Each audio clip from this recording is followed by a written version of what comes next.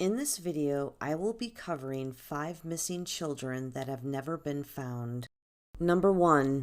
Tavia Elizabeth Bailey. 15-year-old Tavia Bailey disappeared on New Year's Eve in 1985 from Pensacola, Florida. That evening, she left her home where she lived with her mother to go to a New Year's Eve party. Tavia had been with a crowd of other teenagers excited to ring in the new year. This party was being held at the local Chuck E. Cheese. A friend of Tavia's named Charlotte had arranged for her mother to pick up both girls after the party had ended, but by the time the friend's mother arrived, Tavia was nowhere to be found. The mother found her daughter searching for her. Her mother thought Tavia had a boyfriend at the time that she went missing, but she nor the police were ever able to learn his name. Tavia had been in the company of an African-American male the night that she went missing. Though this young man's name was not known, it was presumed that he was her boyfriend. Tavia had a history of running away from home, once running as far as New York City, but she had always stayed in contact with her mother by phone. Her mother said that Tavia had emotional and behavioral problems due to being sexually abused when she was only 8 years old by her stepfather. She went through years of therapy and spent time in a few different group homes to help her cope with those issues. By the time that she was 12, though, she had already become sexually active with boys and involved with drug use. A month before her disappearance, Tavia spoke of going back to New York. Authorities believe that foul play was possibly involved in her case and that she may have been taken against her will. She had a few distinguishing marks. She had a scar from her hairline to the right side of her right eyebrow and a scar on her left cheekbone. She also had a small scar on her upper lip, and her ears had been pierced several times. On the date of her disappearance, she was wearing striped jeans and a black fur coat. Her nicknames were Crystal, T, and Mrs. T. Tavia Bailey has never been seen since that night. Her mother, Sherry Lane, has always held on to hope that someone knows what happened to her daughter all those years ago, and she hopes that they have it in their hearts to come forward. She said, "When I did not hear from Tavia, I went out looking for her. I drove all around the area. I went crazy. There was nothing, no word as to what happened to her or where she was." Her mother said that she was an adventurous young girl with a love for poetry, her family, and her friends. Sherry said, "She was an angel when she was growing up. She was always reliable, always helpful, and always there. And she was a talented writer, so creative, though some of her poetry could be dark." Sherry kept some of her daughter's writings. She said, "It's heartbreaking that she has so little of her daughter left to show of her life, just a few poems and a few letters." August 3rd, 2020 would have been Tavia's 50th birthday. At that time, her mother said it would be a miracle if this year they had got the answers that they so desperately need. This is an age progression photo to show what Tavia may look like today. She would be 52 years old as of this year in 2022. Number 2. Marlena Danyele Childress. On April 15, 1987, 4-year-old Marlena Childress disappeared from her front yard around 3 p.m. in Union City, Tennessee. Her mother, Pamela Bailey, stated that she had heard car tires squealing, and when she went to check on Marlena, she was gone. She had just caught a glimpse of the vehicle, and she described it as an older model 2-door red car. She said she did not get a good look at the driver, but Marlena's 7-year-old stepbrother and an owner of a store that was 2 blocks away told police that they had seen Marlena talking to an unknown man shortly before she vanished. Their descriptions of the car matched what Pamela said she had seen, but no one recognized the driver. Marlena has not been seen since. 2 months after Marlena's disappearance, her mother told investigators that she had hit her while trying to discipline her and had accidentally killed her. She said she had disposed of her body in the North Fork of the Obion River. Pamela said a local man had helped her dispose of her daughter's body, but when he was questioned by police, he denied any involvement. He admitted that he knew Pamela, but he had not seen her in over 2 years. He also had an alibi for the day that Marlena disappeared. Police dragged the river for well over a week, but they were unable to find Marlena's body. Shortly after confessing to her daughter's murder, the mother recanted her confession, stating that she had made up the story because she was emotionally distressed, taking medication for depression, and being pressured by the police. Pamela made several conflicting statements about her daughter's disappearance. At one point, she said she had sold Marlena to pay off a drug debt. and another time she said that Marlena had been abducted by a family friend who had sexually abused her when she was just a child. Pamela moved to Kentucky after her daughter disappeared. She had initially been charged with second-degree murder in connection with her daughter's alleged death. This charge was later reduced to voluntary manslaughter. Then it was dropped altogether for lack of evidence. Prior to Marlena's disappearance, no one had ever filed any complaints of child abuse or neglect in the family. Just 6 days after Marlena's disappearance, it was reported that she had been seen 100 miles away in Memphis, Tennessee. On April 27, 1987, two stylists at a hair salon said that they saw a young girl around 4 years in age with two women and another young boy who looked to be about 6 come into the salon. The girl was there to get a haircut, but as the stylist started to trim her hair, she began crying for her mother, saying she wanted to go home. The stylist was upset over this because both women who had accompanied this little girl did nothing to comfort her. To try to get her to calm down, the older of the two women said, "Marlena, if you are good, we'll take you to the movies." The stylist only learned about Marlena being missing later that morning while she was on a break at a nearby store to purchase a drink. There, she saw a newspaper alerting readers to her abduction. Both of the stylists were positive that the little girl that they had seen was Marlena. They contacted the police to tell them what they saw. Marlena's grandfather waged his own investigation into his granddaughter's disappearance. He strongly suspected that a local waitress had been involved. He learned that this waitress left town the day after Marlena disappeared, but returned just a few days later. He went to the restaurant that the waitress worked at, and he asked the two stylists to come down and meet him there. Both stylists were positive that this waitress had been one of the two women who came into the salon that day with the little girl. The grandfather had several photos of different young boys and asked the stylist if they could identify the boy who had been with Marlena and the two women that day. The little boy they picked out was the son of the waitress in question. Police questioned this waitress, and she denied being one of the women who brought Marlena into the salon that day. She denied having any contact with the girl. She even passed a lie detector test. Nothing more would ever come from this alleged sighting of her. Soon after police investigated this waitress, the two stylists began receiving threatening phone calls at the salon. Most of these calls were coming from one woman, but she has never been identified. The grandfather didn't give up hope though, and 2 years later he received a tip in September of 1989 that Marlena had been spotted in Lenoir City, Tennessee by a young mother in a department store. She and her two boys were shopping when a little girl started playing with her sons while they were in the toy aisle. After only a few minutes, a woman, who she thought to be the little girl's mother, ordered the girl to come to her, and she walked off angrily, holding her hand. This young mother thought that the little girl seemed reluctant to go with the woman. It would be 10 days after this encounter that the young mother saw a missing flyer about Marlena. Both she and her older son were sure that the little girl that they had saw that day was in fact Marlena. Nothing more ever came from that sighting though. Years later, Pamela Bailey, which was Marlena's mother, was arrested in April of 2002 after stabbing her 12-year-old son in a rural cemetery. She allegedly told him that she had a surprise for him. She blindfolded him, put him in the car, and drove to the cemetery. After stabbing him, the boy ran away and fled to a nearby house. The boy survived the attack. He stayed overnight in the hospital and was released to his father. Pamela pled no contest to attempted murder. She served time in prison, and she has since been released. Marlena's disappearance continues to be classified as a non-family abduction. Her case was reopened after Pamela's 2002 arrest, but it remains unsolved. This is the most recent age progression photo to show what Marlena may look like today. She would be 39 years old as of the year of 2022. Number 3.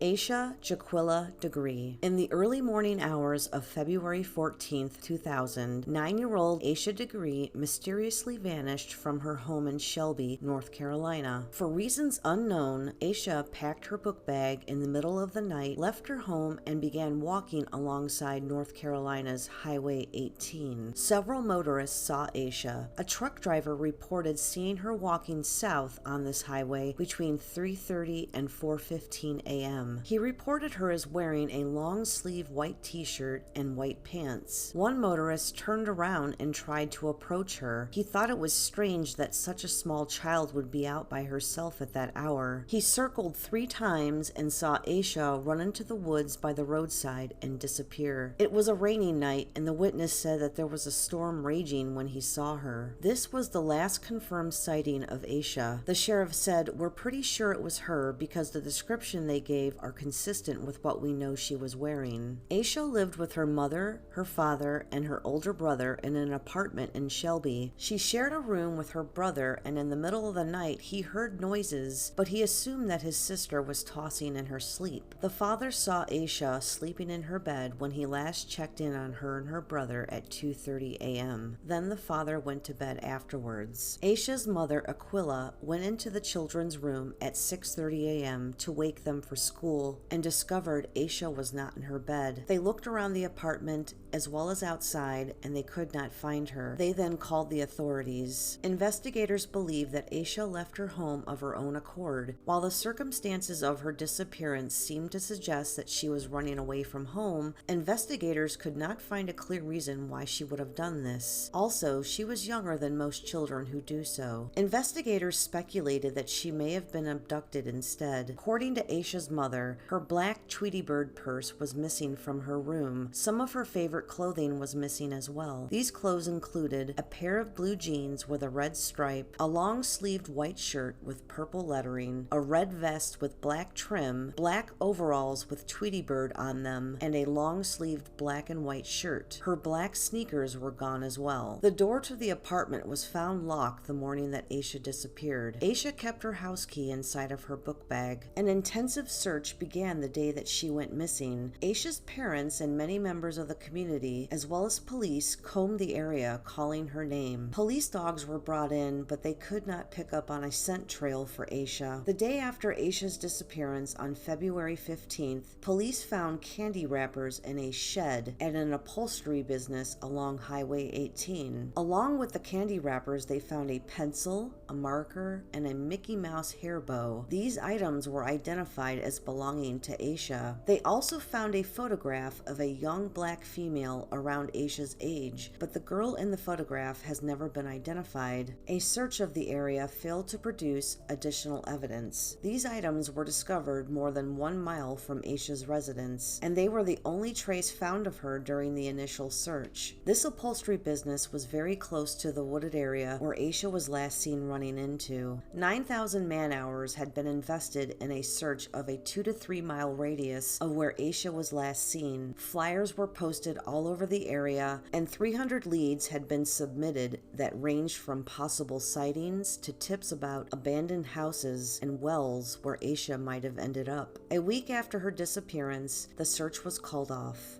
18 months after her disappearance, in August of 2001, a contractor unearthed Asha's book bag from a construction site along Highway 18 north of Shelby in Morgantown. The book bag had her name and telephone number written on it. Her book bag had been double wrapped in black plastic trash bags, and it was found more than 26 miles from her family's home and in a different direction from where she had been seen walking. Near where her book bag was recovered, some animal bones and a pair of men's khaki pants were found. Her book bag was sent to a federal laboratory for testing. Investigators announced that they considered Asha's disappearance to be a criminal matter, and foul play was suspected after the book bag's discovery. The surrounding area was thoroughly searched afterwards, but no additional evidence was found. At the point where Asha was last seen running into the woods, a billboard now stands appealing for help in finding her. Her family hosts an annual walk from their home to the billboard to draw attention to the case. Asha was described as being a quiet, shy girl and a good student with a happy home life. Asha's basketball team had lost a game, their first loss in the season, the day before her disappearance. Her parents said that she was upset over the loss, but she had calmed down within a few hours and even watched her brother's game later on. Asha's 4th grade class at Falston Elementary School read the book The Whipping Boy by Sid Fleischer Fleischman. The book centers around the story of a prince and a commoner child who receives lashes on the royal's behalf. The children go on to run away, and the book details their adventures. Both of the boys return safely to the kingdom at the story's end. It is unknown if Asha took inspiration from this book to leave her home that night. In February of 2015, the FBI announced that they were re-examining the case and re-interviewing witnesses. They also announced a reward of up to $25,000 for information leading to the arrest and conviction of the person or persons responsible for her disappearance. A community group is offering an additional $20,000 reward. The FBI announced 15 months later, in May of 2016, that their investigation of the case had turned up a possible new lead. They disclosed that Asha may have been seen getting into a dark green, early 1970s Lincoln Continental car, or possibly a Ford Thunderbird from the same era, along Route 18 near where she was last seen. The vehicle was described as having rust around its wheel wells. In September of 2017, the FBI announced that it was providing on-the-ground investigative, technical, behavioral analysis, and analytical support to find out more about what happened to Asha. Since September of 2017, local agents and investigators have conducted approximately 300 interviews. In October of 2018, detectives appealed for information from the public about 2 items of interest that were found in Asha's book bag: McElligot's Pool, a children's book by Dr. Seuss, which was borrowed from the Falston Elementary School library in early 2000, and also a New Kids on the Block concert t-shirt. Asha's parents said that this t-shirt was not hers. Regardless, investigators believe that these items are vital clues. In November of 2020, an inmate named Marcus Mellon, who was convicted of sex crimes against children in 2014, wrote a letter to a newspaper claiming that Asha had been murdered and he knew where to find her. In February of 2021, though, the sheriff announced that Marcus Mellon's claims had led to another dead end. February 14th held a special place in Asha's parents' hearts, not only because it was Valentine's Day, but it was also their wedding anniversary. Now it serves as a painful reminder of when their daughter disappeared. Here's an age progression photo of what Asha may look like today. She would be 32 years old as of the year 2022.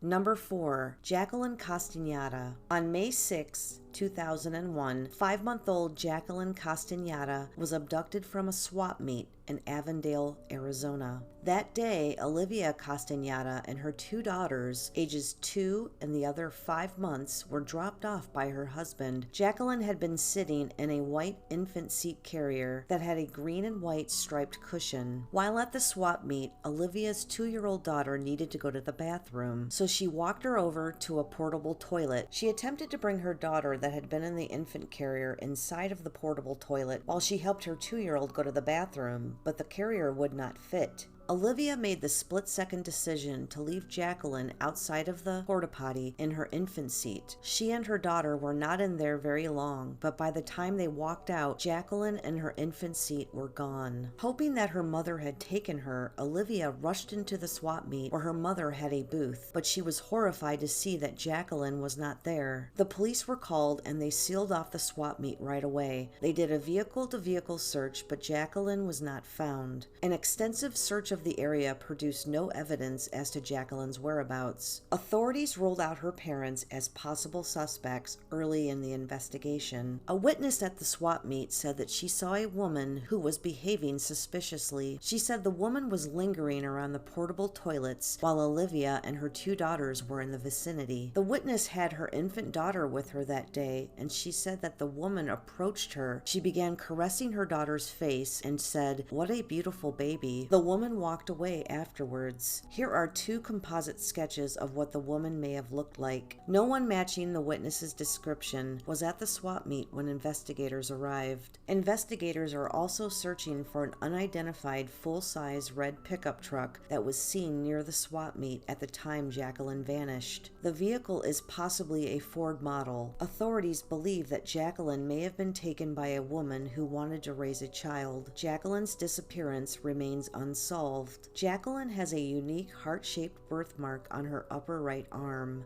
This is an age progression photo of what she may look like as of the year 2016. She would be 21 years old as of the year 2022.